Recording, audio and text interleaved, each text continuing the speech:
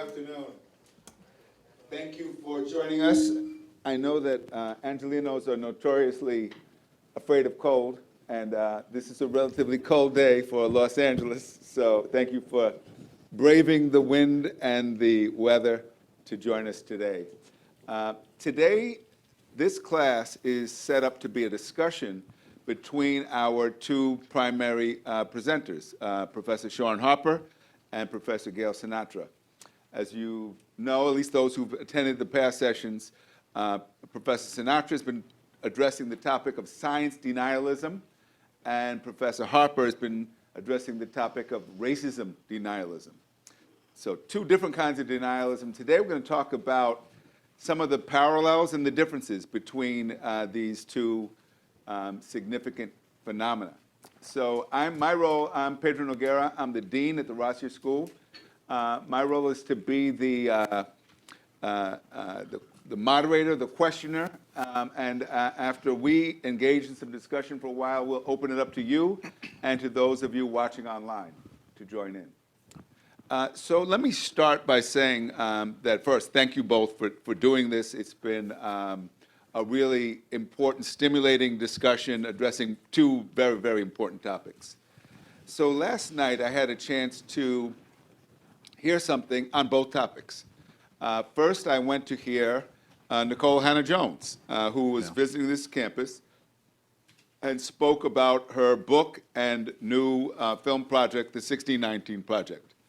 And I actually had the privilege of getting to know Nikole Hannah-Jones when she was a journalist writing about schools in New York City for the New York Times many years ago, before she won a MacArthur Genius Award and a Pulitzer Prize and other accolades. And I was struck listening to her that really what she's talking about is a version of racism denialism. Yeah. Right? And in many ways, the backlash that we're seeing, which is so rapidly swept the country, is about that denialism. People just don't want to hear it. They want to shut her down. She was denied a tenured position at UNC. I want to give our president, Carol Folt, a lot of credit for having not only invited her to the campus, but introduced her last night, because many people in positions like hers are afraid to touch this issue right now because of the controversy. And so while she received a warm reception last night, we know in many parts of this country now, her book has been banned. Yeah. She is now no longer accepted as a legitimate part of academic discourse. Then on my way home, I got to hear a very troubling report about a new book written by an ER doctor who wrote about what it was like to work in ER during the pandemic. And it was horrifying, because what he described was how misinformation just influenced everything from they were telling medical healthcare workers initially not to wear masks because it would scare patients. They had miscommunications about whether or not COVID was airborne. There were just so many protocols not in place, not followed. 3,600 healthcare workers in this country died within the first month. 3,600 people. And they were literally sharing doctors by text of what to do. And it spoke to the lack of reliable scientific information at the highest levels, and the ongoing problem we're facing with myths, misinformation, adding to the chaos of the moment we're in. As some of you may know, there's a very active site that is saying anybody who takes the booster is likely to die suddenly. Believe it or not, this has millions of followers, and anytime someone dies suddenly, they say, see, proof, it's true. So the depth of the problem it struck me in both cases. So my first question is, are we talking about a similar phenomenon, or is it something different, right? They're both forms of denialism, but I know people who think racism is real, but vaccines are a myth and COVID is a myth, right? That is, they display evidence of science denialism even though they acknowledge the significance of racism. Conversely, I know people who they understand science, but they dismiss racism as real. So there seems to be similarities, but there also seems to be really important differences between these two phenomena. So, Well, I'll start by saying I mentioned in my first lecture something called cafeteria denial, which is people picking and choosing what to accept and what to deny in science. And so I think what you're pointing out is people are doing that with issues of race and with issues of science. They're picking and choosing what they accept and what they don't want to accept. And I think the similarity would be perceived threat to identity. but could you just elaborate on that picking and choosing? Just to help us understand the process that people are using to pick and choose. Well, I think that it has to do with this idea of identity and perceived threat to identity. So if you look at vaccinations, for example, Mississippi, prior to COVID, had the most stringent vaccination requirements. You had to be vaccinated with all childhood vaccinations to go to school. It had the most stringent requirements, and people adhered to them, and their vaccination rates were extremely high. So that was something they valued. But then, when it became a political issue, and particularly President Trump was sort of, at first he was for it, then he was against it, then he was for it, then he was against it. So there was a lot of misinformation and doubting of the vaccine. It became a political issue.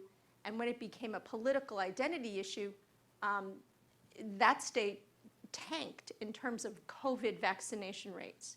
So I think how people pick and choose what to accept and what to deny actually is strongly related to their identity and their perceived threat to identity, which is what I think relates strongly to racism denial. If you perceive equity as a threat, I think that's a motivation for racism denial. But I don't know, Sean, you could. Yeah, I think, well, first, let me thank you, Dean Noguera, for inviting Gail and me to be a part of this series. It's been wonderful. Nikole Hannah-Jones's lecture last night was just perfect. It was brilliant. I hung on to every syllable of every word she spoke. It was that good. So I think that there are numerous unifying threads and similarities here. One, in both, it's a matter of life and death. People don't often think of it that way, right? They think of science denial as, oh, well, we're talking about, they reduce it to climate change. And that, these are just predictions about what's going to happen 200 years from now, without thinking about the everyday consequences of science denial in its myriad forms. With racism denial, I read a piece in the New York Times just a couple days ago. It was a heartbreaking piece, and it was about the Black maternal health crisis. Poor white women are less likely to die in childbirth than rich Black women, right? So that, for me, makes it an inescapable matter of life and death when a Black woman goes to have a baby and it's not, treated with the same level of care, when, assumptions are made about her pain tolerance and so on, because of the implicit and at times explicit biases that her doctor has, her life is at risk. So that is a unifying feature for me. Another is the politics, right? Like both science denial and racism denial are political. I think Nikole Hannah-Jones explained it brilliantly in her lecture last night. And, it just becomes this political football, right? Listen, you asked me a question. I should be telling you what I think, not what she said. But I was so struck last night when she talked about her mother's family. Her mother's white, and her mother grew up in a rural town. And I'm paraphrasing, but she said that her mother's family didn't know any black people. All they knew were the white people in their very small town, but yet they were so violently opposed to their daughter marrying her father, a black man, right? Because of just What they heard, or what they thought heard. they knew. Right. right? And I think that there is like a commingling of politics, rural conditions, or I'm not gonna. Is it rurality? Let's go with rurality, right? Like all these things, it just becomes they become politicized. So I get what both of you are saying about how it relates to identity, and I think that's true. And we pick and choose things based on how we construct our identities. But let's talk about the differences between the two phenomena, though, right? How it is that someone could accept science but deny racism, and vice versa. What's going on there? It depends on what we call science, right? If we're thinking about social science, that too is science. There are brilliant social scientists who have very meticulously documented the various forms of racism and their effects on people's lives and outcomes. That too is science. Right. And science, being populated by humans, has its own history of racism denial, famously, right? So human beings conduct science. Human beings have, biases and are racist and living in structural issues around them that create that help create their viewpoints. But ironically, science has actually the real hard evidence of the equality of the races. That's where it comes from. Despite the history of racism within science, science itself has unequivocal proof that all humans are the same from a scientific standpoint. So ironically, they even those who practice science and are either racist themselves or just embedded within a racist system and not unpacking that, the science itself can still evolve to a point where it reveals something useful to combat the very racism within itself. Good, Sean. You have me suddenly thinking, I've not thought about this before, at least not in this way, about the race of people who conduct various or particular forms of science, right? Particular forms of science have a severe underrepresentation of people of color, right? But if we think about the social scientists who do work on race, racial equity, racism, and people of color, overwhelmingly, those social scientists are scholars of color. That's where we're likely to be located, right? So I think that therein lies at least a response to your question about like how can these two things like exist in one person. Yeah. Yeah, I've just been part of so many discussions over the years in academia when we talk about why there are so few people of color and women in the sciences. Often what comes back is, well, they're not prepared, they're not qualified, they're making choices that somehow result in them not being part of this field. So if we're saying it's blind spots, I think understanding the nature of those is important because that's what allows this status quo to endure, right?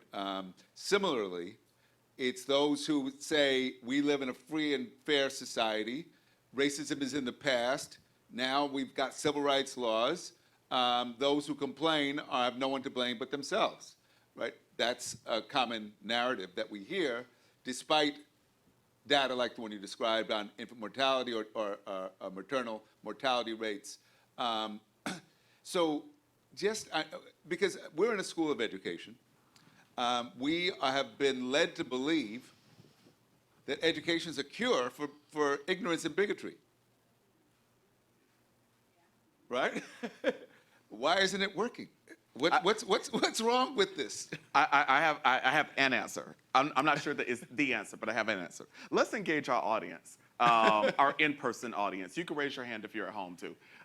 Raise your hand if you took a science course in your K-12 schooling experience. That's everybody. Okay, hands down. Raise your hand if you took a course on racism in your K-12 schooling experience. I did. We're all, with the exception of our exceptional dean here, we are all byproducts of our own miseducation on this, right?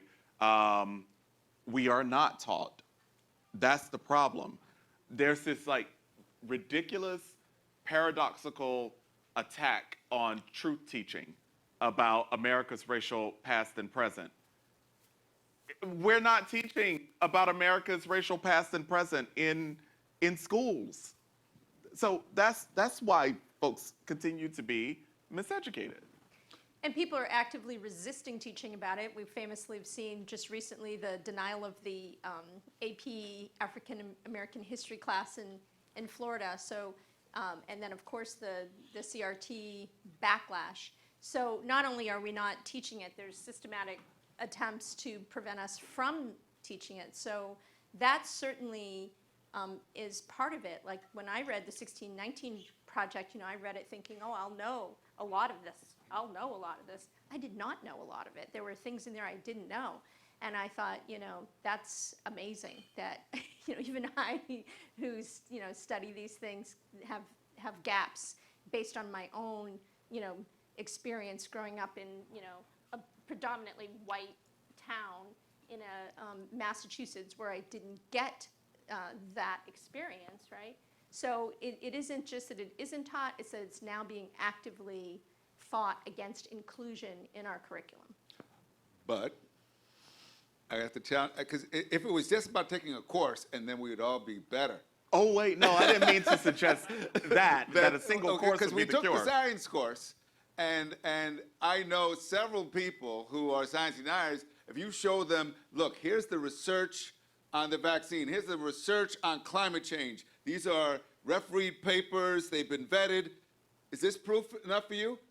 They'll still dismiss it. So this is why we wrote the book, Science Denial, because there's something called the knowledge deficit viewpoint, which is exactly what you're saying. Oh, people just don't know enough science. They just don't know what mRNA vaccines are. You just tell them they'll be okay. Well, that obviously isn't what happens. And so in our book, we only have one chapter about knowledge in an eight-chapter book. So that tells you sort of the proportionality, because there's all these other issues we mentioned in my first talk, which is motivations, emotions, identity, these political ideology, sometimes religious belief, all these other factors that are part of what makes you come toward this information or resist this information.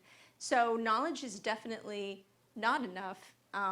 So we have to think about that, because I think we too often in schools of ed try to just depart knowledge and don't necessarily try to open minds to the broader array of issues that help us to more broadly accept well, can I go differences. push you on that a little? How is broadening minds different from, because I'm trying to understand the nuance you're making here between what's the work look like to combat science? I mean, I don't want to creep into too far into the next lecture, but because if simply educating people is not enough, Well, a simple thing is willingness to reflect on our own backgrounds and willingness to reflect on our own, biases. That's something we don't necessarily do. I mean, I think in Rossier we try to move toward that, but that's not a typical approach. So I think that's just a small part of it.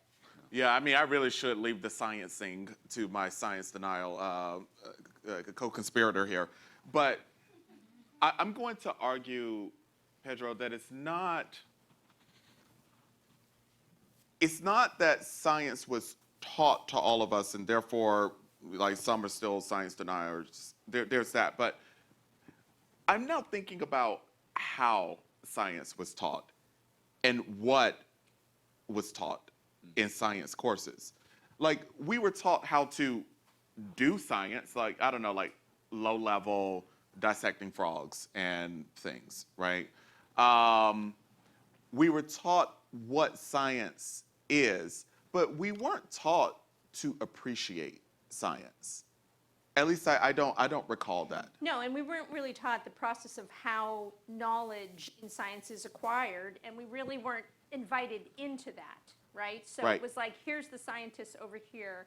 They know this. You're now supposed to know this, right? What we want to do now is we want to teach students how to create their own science and invite more people into the process of creating that science, right? Yep. So that's the shift, and that shift is relatively recent. I mean, science, when I grew up, was a collection of facts in the science textbook. Yeah, and similarly, we have not taught people how to develop an appreciation for racial facts. So, but that relates to, I guess, there's an assumption that we often make in education, that objective facts matter, right? That is, if we have evidence that the vaccine works on most people, it doesn't prevent you from getting COVID, but it does, in most cases, result in a lessening of the symptoms, right? And we have empirical evidence to show that to be true. We have evidence that racism has harmed many people, that we can Kill them. assemble that evidence on many, but there are educated people. Let's leave out the uneducated for a moment. The educated, college-educated people who will look at the same evidence and come to different conclusions. What does that tell us about the way we interpret evidence? Well, that's motivated reasoning. That's something that we do. We bring our motivations to bear on interpreting evidence. You're asking how to get around that. There are ways to get around that. You, like I said, you can reflect on and have people help you reflect on, what are your biases? Why are you interpreting, the evidence in that way? Why are you being more critical of this study that shows this versus that study which shows something that you're in favor of? So I think it is learning how to construct knowledge yourself, how you construct that knowledge. What are you critical of and why?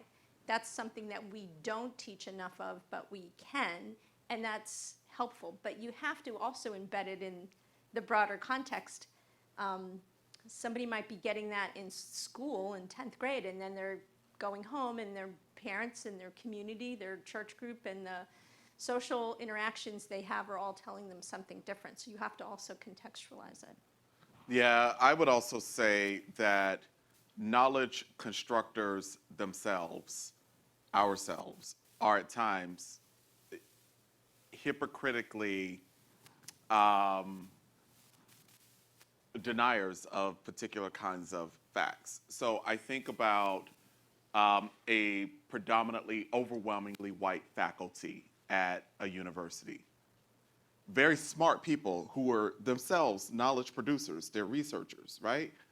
Who will convince themselves that we don't have any people of color on our faculty because they're just not good enough. There's a pipeline issue. Always, there's some pipeline issue. We can't find them, right? Or we're gonna have to lower our standards here to let them in and diversify. Like that feels to me like a particular form of, well, it's laziness. It's also, what did you call it? You have a term for this. Motivated reasoning. Motivated reasoning. Your motivated reasoning gets to keep the faculty as white as you can. So I guess, is education a cure for any of this, or is this hopeless? That the denialism is just too deep because it's rooted in ideology, not so much in evidence and reasoning. Well, again, if you think about it, right, let's stick with the example that I just gave. Higher ed's open secret, dirty open secret, is that most people with PhDs and doctorates who teach at universities were not taught how to teach. There's that, right? Like they were taught how to be researchers in their doctoral programs most of the times. They certainly were not taught how to appreciate racial facts about the diversification of the academy. and like, other sort of more sophisticated things that ought to be a part of a curriculum for a professional working in any profession, including ours, right? So I do think that our colleagues are teachable. And this isn't me hypothesizing, right? We've seen it here at USC Rasier. Larry Pikus is getting all choked up as I just like acknowledge the tremendous work that we've done here with so much success in diversifying our faculty. Like, it's not that folks just woke up one morning and their hearts and minds were changed. Like, it took some workshops, it took some professional learning, it took some strategizing, right, to get the outcome that we've gotten. So I don't think that we're at a point of hopelessness around racism denial. I think education is not a cure, but it's a treatment. So, it can make a difference, and we have to make that difference because obviously it's what we do, it's what we care about, and I believe that we can make that difference. But I think we have to do more on these identity issues because those faculty sitting there, what are they really concerned about? They're concerned they're not going to be the top dog, the best, one in the department anymore. If we hire, new fancy people, maybe they aren't the best anymore. That's always a concern, and you see that threat to identity. That's really, why people are, oh, we don't want immigrants coming in taking our jobs. Really, is that really it, or do you see a threat to your identity, your privilege? And so I really think we have to unpack that threat to identity because that really comes into play across science issues. Because you think about how people are concerned about climate change as a threat to their identity if they, if they own like a big truck and they don't want to, drive an electric vehicle. They perceive it to be a golf cart, or evolution. They may perceive that to be a threat to their religious identity. So I think these identity threats run across these topics. Yeah, as you were talking, I was thinking not only of identity threats, which I think is crucial, but there's also an investment in the status quo. Right? Yes. That is that, but what's ironic about that is that we see people who are not privileged, right, and benefiting from the status quo, also embracing forms of denialism, and that, sometimes makes you just wonder about why. Why would you cling to a set of beliefs that don't seem to be in your own interest, even? Anti-blackness, there's a word for it. I don't want to be them. Even if it means that I, as, say, a low-income white person, will always be on the losing end of capitalism, at least I'm not black. And that's enough. For them. But we all lose. Democracy loses. They lose. But we also have to talk about how much this is in the water, so to speak. So we just recently learned, we all knew this, but we just recently learned the true evidence that, some of the Fox News hosts who were perpetuating the myth that the election was completely compromised on air were, behind the scenes texting and calling each other, saying, "Oh, this election denialism stuff is so silly. It's obvious, Biden won. It's obvious. This isn't right. This person who's bringing this up is crazy. These points are crazy." So behind the scenes, they were well aware. They weren't in denial. They had a vested interest. They specifically mentioned things like the stock price of Fox News and the viewership. We're going to lose viewers to Newsmax. So there's vested interest coming in there. So there are perpetuators of racism and science denial who are benefiting from creating that doubt and resistance and denial. There's a machine for both. Machine. Yeah, that's right. Yeah. So again, going back to our hope about education, most of us would hope that over time, truth will prevail, that what is true will prevail over what is false, that we will eventually see the light and realize that racism doesn't benefit anyone except for those in power, that science denialism doesn't benefit anyone except for maybe some oil companies, but it's a short-term benefit. Do you think that's true, that truth will prevail, that the work we're doing, our students who are educators, is ultimately, even if not in the short term, in the long term, is this the work that will counter these forms of denialism? I absolutely believe that it makes a difference. I mean, you just have to look historically. You have to look historically just at our own school, as you were saying. You know, you have to look historically at changes, much of which is way too slow and much of which is nowhere near where it needs to be. But if you just look historically at advances in science, changes in composition of faculty, the different things we were talking about, you definitely see progress. The problem is that, you know, much of the progress is too slow. I mean, if you look at climate change, we knew in the 70s what was going on. Everybody knew in the 70s. We've known since the 70s. So people have actively hidden that information.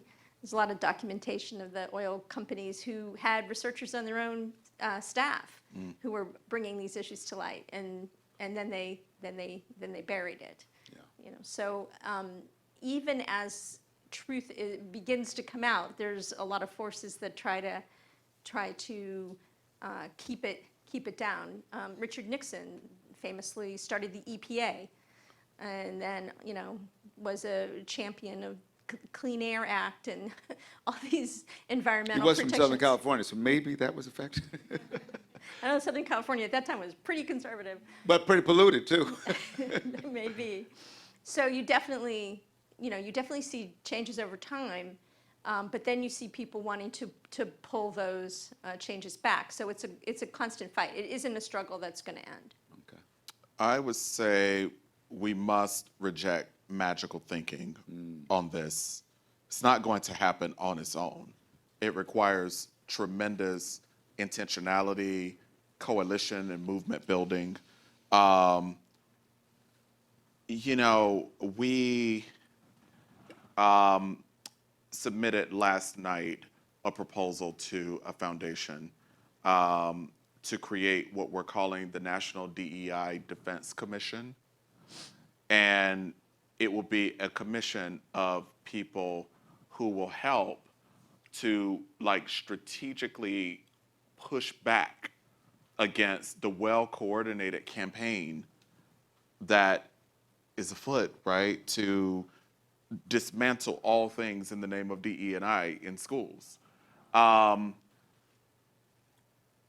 Look, folks on the far right are very, very, very well coordinated on this, extremely coordinated. Those of us who are progressives are not well coordinated. I think we just presume that magically people are going to come to their senses, and no, we have to oppose strategically misinformation, disinformation, lying, right? We have to do it functionally, practically. It's not just going to happen on its own. Yeah. So in that vein, last night at the event for Nikole Hannah-Jones, President Folt started by mentioning that many years ago, Dr. Martin Luther King was invited to speak on this campus. Yeah. And spoke in the same auditorium where Nikole spoke last night, and the event was interrupted by a bomb threat. And that made me uneasy when she said that. I had to be honest. I was uneasy for the rest of the time there. Well, but let me finish, because I was sitting next to the head of security, and I said, were there any threats tonight? And he said, no, there were none. So I don't know if that's a sign of progress. there were none that he, or they knew of. Well, no, that's true. But they will they did a lot of security last night, and they did a pretty thorough job of making sure because they were aware. She's received attacks. She's received threats, and so they were very aware of the climate we're in. So I don't want to suggest that that's progress, but you know, I'm trying to offer our students and those in the audience some sense that the work we're doing in our field, right, in education, even if it's slow and incremental, you do see signs of change. We just is that wishful thinking, magical thinking, Sean, or is that? Well, it's change that occurs in a 3 steps forward, 2 steps back kind of fashion. You know, let's rewind to summer 2020 following George Floyd's murder. The catalyst was catastrophic, right? A man was murdered by a police officer. But the movement that we saw all across the United States and around the globe seemed really promising.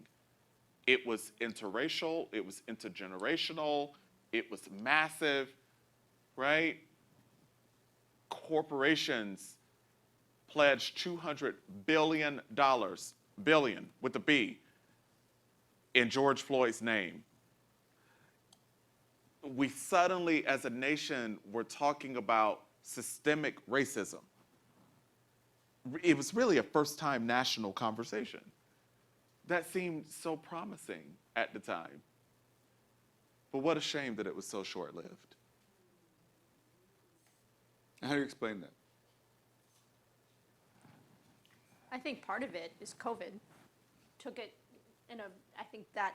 A weird way. We were Yeah, locked down and Yes, I afraid. think that's part of it because what we know is the amount of mis and disinformation online exploded during COVID.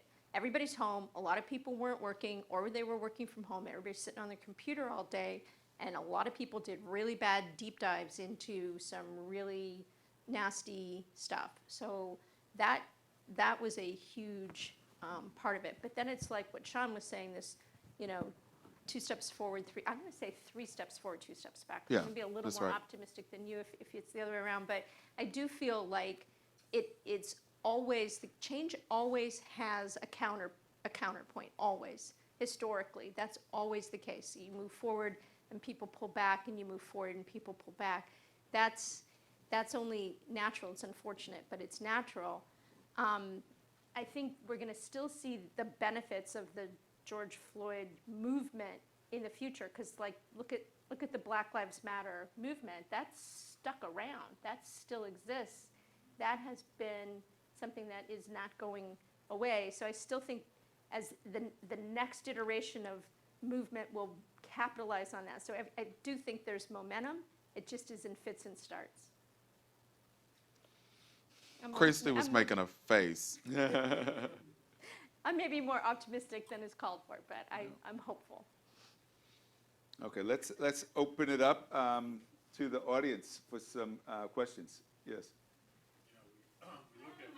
If you wait for the mic, and also introduce yourself when you do. And then if we get the next person to raise their hand, that way Australia doesn't have to run so fast.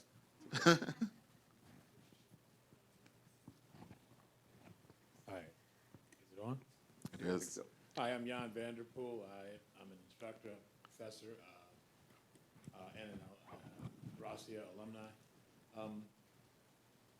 My point is that while the George Floyd incident did initiate a movement that, albeit was short-lived, was in fact a large movement. I go back a few more years, back to the Emmett Till murder, and I look at the movement that grew out of that, the civil rights movement, which wasn't short-lived, was in fact, it just kept mushrooming, kept going. Even with the Hoover and his activities to counter it, it kept going.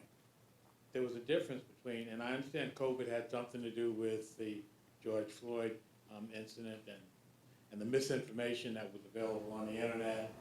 At that time, there was no internet. But I don't know what has to be done differently now in order to make sustainable and sustaining change. Brilliant parallel, right? I think the answer is that the civil rights movement was strategic. People took the long view. It was coordinated. Folks involved did not take their foot off the gas. People were willing to lose their jobs for it. They were willing to lose their lives for it. I think as we think about education and the attacks specifically on truth teaching, I don't know that we have enough educators who know that this ain't right, who know that this is all just a big fat lie. I don't know that we have enough of them who are willing to lose their jobs for it. You know, I think about, and I may have said this in our last session in this series, I think about when teachers want more pay. And this is not an attack on teachers. It's not an attack on teachers' unions.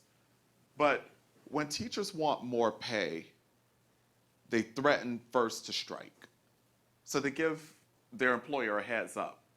Like, if you don't do better by me, by us, we're going to strike. If there is no response, then they actually strike, right? Why is there no strike about this? Might it be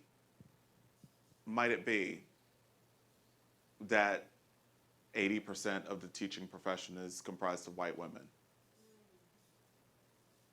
Might it be? And until and unless we help white women understand what they have to lose, perhaps we're going nowhere fast.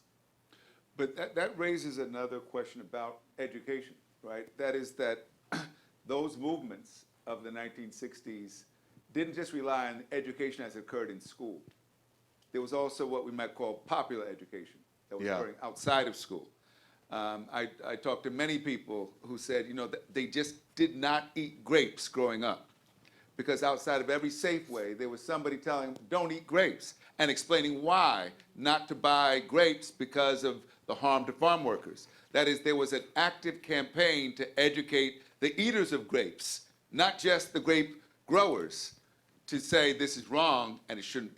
And what I don't see is what's the equivalent of that kind of popular education around science, around racism, that goes beyond the classroom, that utilizes media, that utilizes the internet, TikTok, all the tools available to us to start to counter misinformation and empower people with information that they can use to make different decisions. I mean, look at the cuts in K through 12 funding in higher ed, right? So, you know, I'm going to date myself, but back in the day, you know, when I went to college, it was affordable to go to college. You know, so I think we've systematically undercut that broad swath of education that was more broadly available in K-12 and in higher ed. So I think that's a problem. And I don't think people are encouraged or empowered or given the tools to be activists in the same way as you and I might remember from the 60s. That was, you know, deliberate activism, and it was, you know, educated on how to do that. And I don't think we do enough of that. I think the climate movement shows some examples of people who want to do that. I think the Black Lives Matter movement also shows some examples of people training people who want to be activists. But as you say, you have to step up and want to take those steps. Yeah, I mentioned last time that my best friend, Lori Patton Davis, and I are designing a national campaign. We're calling it the Truth Teaching Campaign. And it's going to have all sorts of old school assets, posters, buttons, shirts, all those things. But it's also going to have a incredibly robust social and digital media component. I think that that will help a whole lot in like not just energizing a nation of educators, parents and families and young people themselves, but also equipping them with tools to do the activism. And then this National DEI Commission, if it gets funded, which I think it will, I think that's also going to, help accelerate that campaign that Lori and I are designing. You also have to look at the media environment. I mean, I keep coming back to that, but it's such a big role. Back in the 60s, there were 3 television stations, and they all had the same news on all 3. It was just a matter of, which evening show you watched, that you watched Channel 2 or you watched Channel 4, depending on which show was coming on afterwards. There was no internet. There was, none of the social media platforms. I think that really shifted the mis and disinformation environment. And Fox News was famously created to be a right-wing political arm. That was its inception, and that is what it's doing today. You have to look at the viewership of Fox News. The Fox News has tremendous viewership, and then there's the whole right-wing media infrastructure, which we don't have. There's right-wing talk radio, which is hugely popular. You have to look at the numbers of people who are on right-wing Facebook, watch Fox News, and then are listening in the car on the way to work to right-wing talk radio. There's no parallel to any of that within the liberal environment. We might see NPR and then CNN, and then we might be on Facebook and see a piece of disinformation, but it's disconnected. But it's not the same. It's disconnected for us, and for people who are in that bubble, it's all connected. So they are getting reinforced with this misinformation day in and day out. Let's open. Yep, sorry. Thank you. Hi, everyone. My name is Adeline Tatum.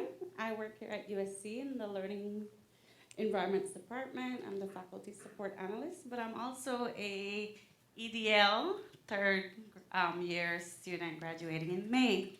I am a part of the Leading Instructional Change concentration. So this topic is so empowering and means a lot to me.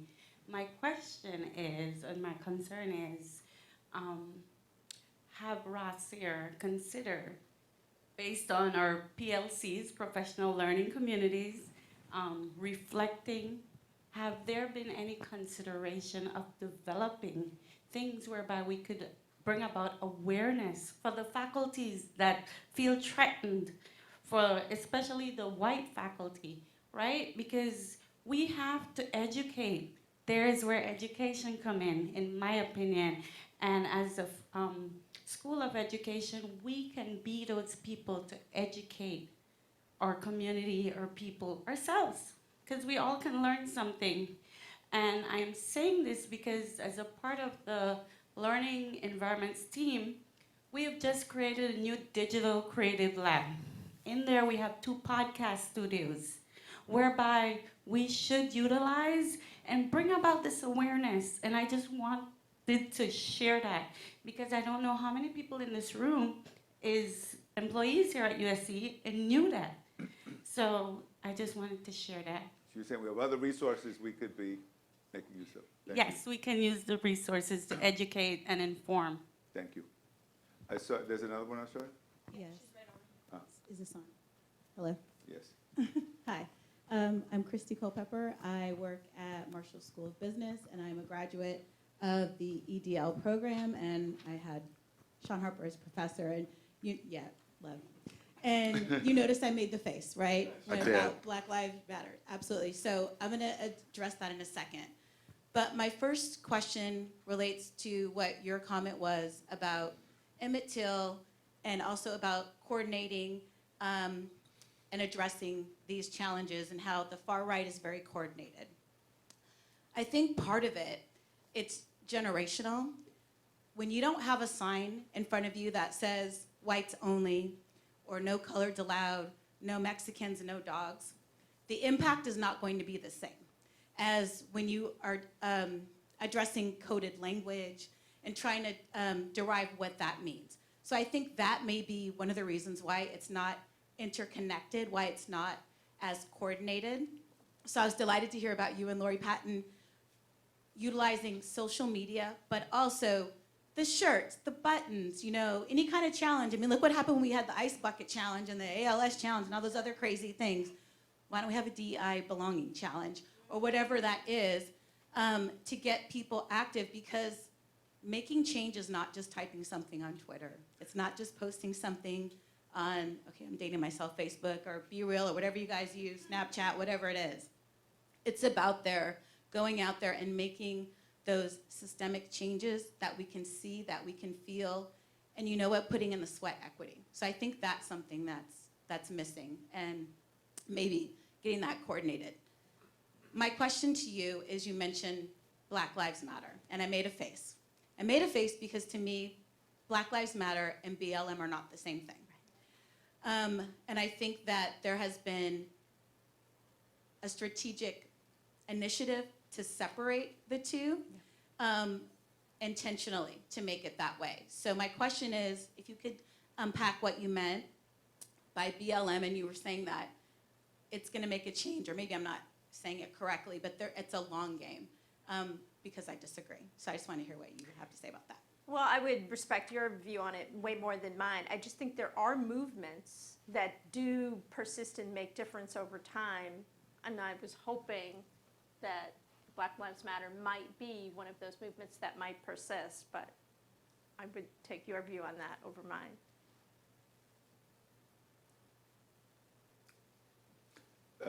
Travell.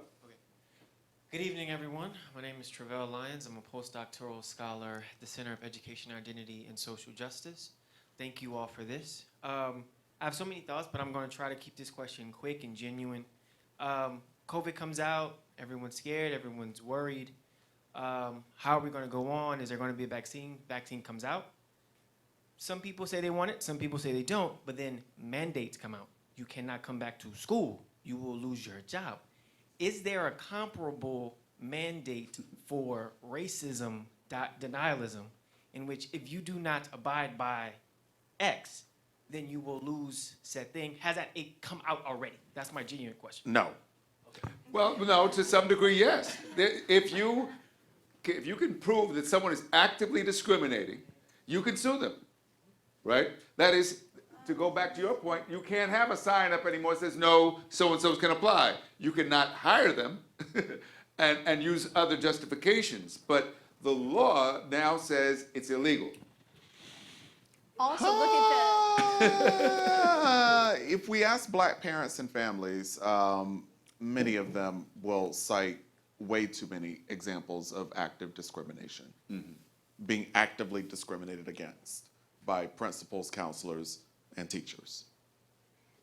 But It was illegal back then, though, too, though. No, not prior not to the prior civil to rights the laws. civil rights laws. Not- yeah, no, you could, it was allowed.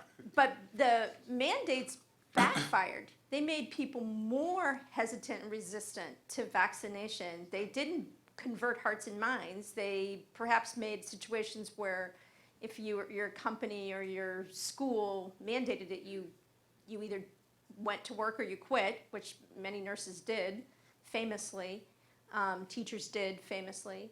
So the mandates kind of don't win over hearts and minds. I mean, that's what we need. We need change in hearts and minds. And so I'm not sure that, you know, of course we need discrimination laws and we need to enforce them equitably, but they don't necessarily change hearts and minds. You know, I don't want my nurse to be an anti-vaxxer.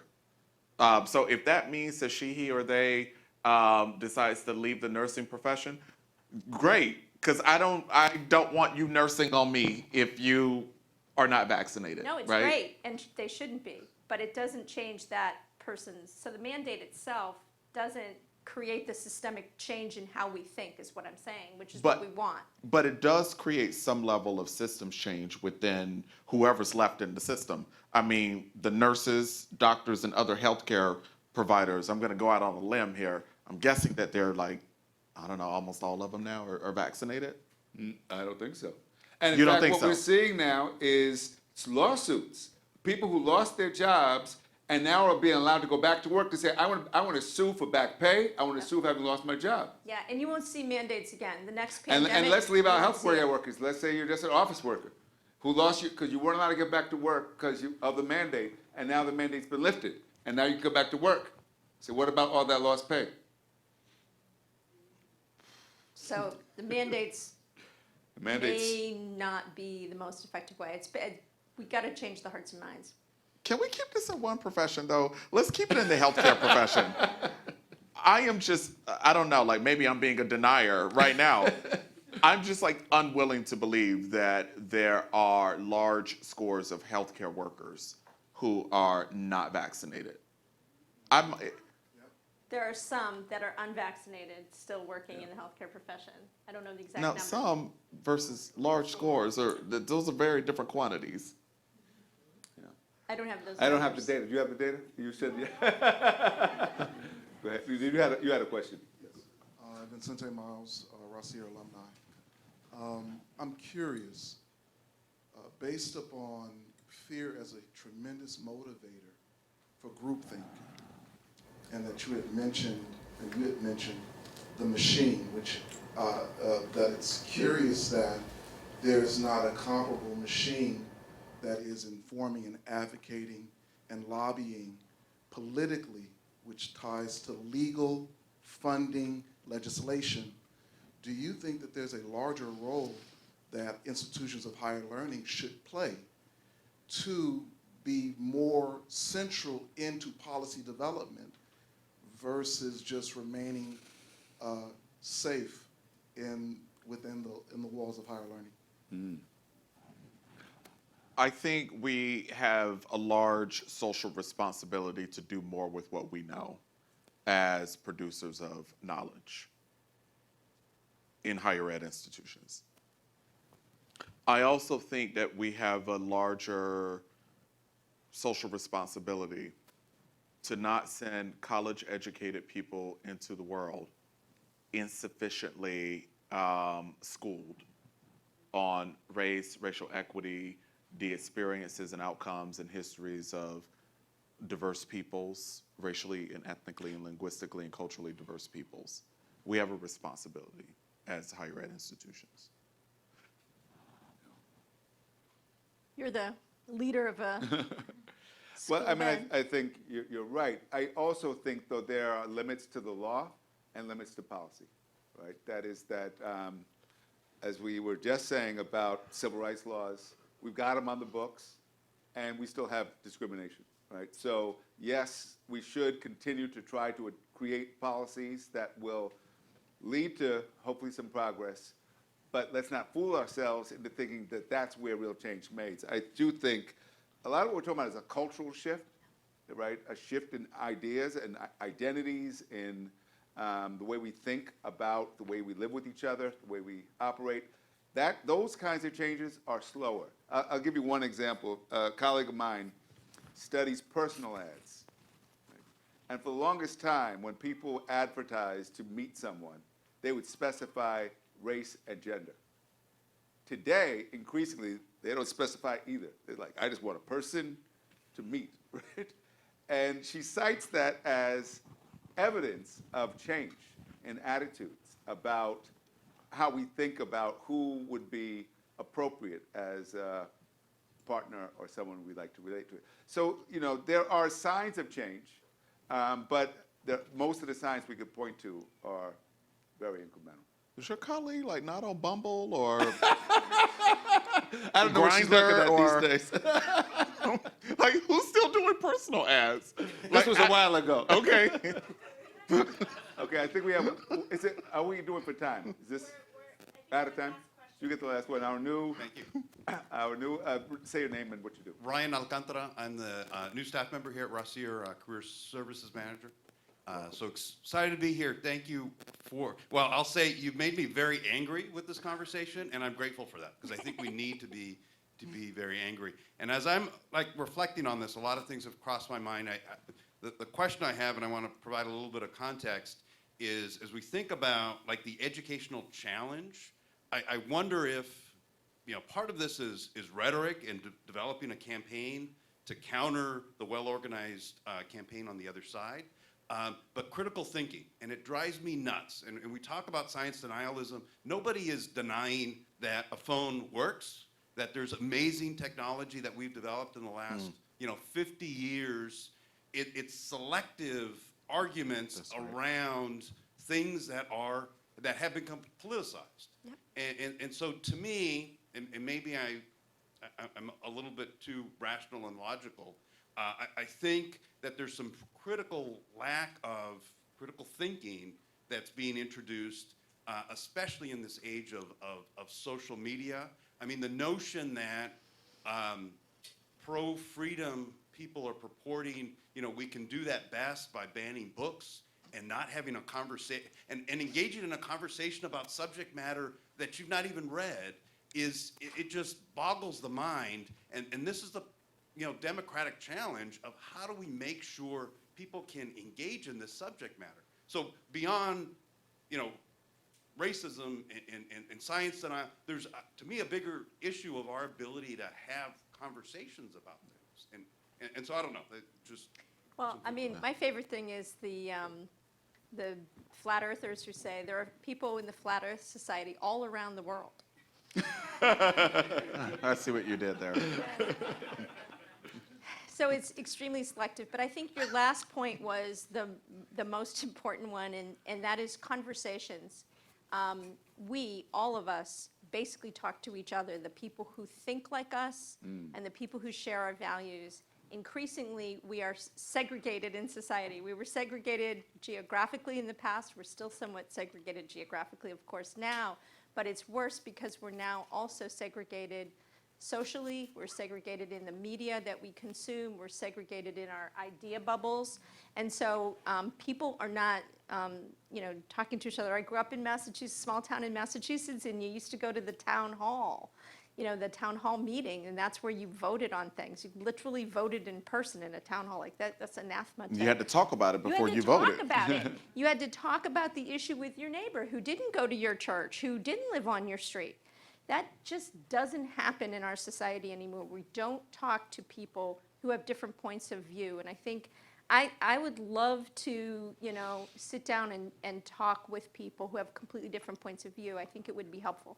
An example is my co-author on our book gave a lecture on the book on science denial, and at the end, an elderly gent came up and said, "Oh, I really appreciate that. I'm a total climate denier, but I'd like to talk to you more about that." So she said, "Great, let's do that." So they went for coffee, and he was given all the standard, rebuttals, and then finally she's older as well, so she just turned to him and she said, "Do you have grandchildren?" And he said, "Yeah." And she goes, "So do I. I worry about my grandchildren's future on this planet. Do you worry about your grandchildren's future?" And he said, "Well, yeah." So now they started to have this commonality of their grandchildren, and it basically came down to he was worried about the economics. Like, if we address climate change, it's going to be expensive. So they switched the conversation, and he didn't switch to a complete acceptor of all the climate science in that conversation. But it's an example of the kind of thing that we need to do more of, which is talk to people and find a point of identity of connection where you could have a conversation and you could reach them about issues that they would be more open to if you had the right path. I think your work is extremely important that you're trying to do with this idea of giving people the toolkits. And I think what we can all do is try and reach out to people and make connections to them one-on-one, because I think there's just so little of that, and I think it could be productive. I appreciate all of what you just said. Here's the thing, though, about giving people the toolkits. To be honest with you, we're like equipping one side of the people with a toolkit that enables us to respond, to be honest. Now, I'm hoping that some others will see this stuff and also just be persuaded by the evidence that we furnish, but it really is kind of sort of one-sided, to be honest with you, full disclosure. But what I will say, though, right, is I completely agree that it's more conversation, not less, that is needed between people with different points of view. This doesn't have to be conceptual for us. Dean O'Gara has a prize-winning book that he has co-written with someone, a mutual friend of ours, who thinks so very, very, very, very differently than the two of us. So differently, right? But whenever I'm in a conversation with this mutual friend of ours, you know, like we're respectful, even though we have such different viewpoints, and somehow we kind of land in the middle in appreciating the various viewpoints that both of us are bringing to that conversation. And I think that the two of you modeled that beautifully in the book that you wrote together. So yeah, more conversation, not less, and certainly not more conversation only with people who believe what we believe. That is a real threat to our democracy for sure. Let's thank Professor Harper, Professor Gail Sinatra. Thank you. Thank you. Thank you all for joining us this evening, particularly those online. We're going to get, those online will not get any of the food that's going to be served. So next time, come in person. When we have our next sessions, Professor Harper and Professor Sinatra will talk about how to respond to denialism. So stay tuned. Thank you all.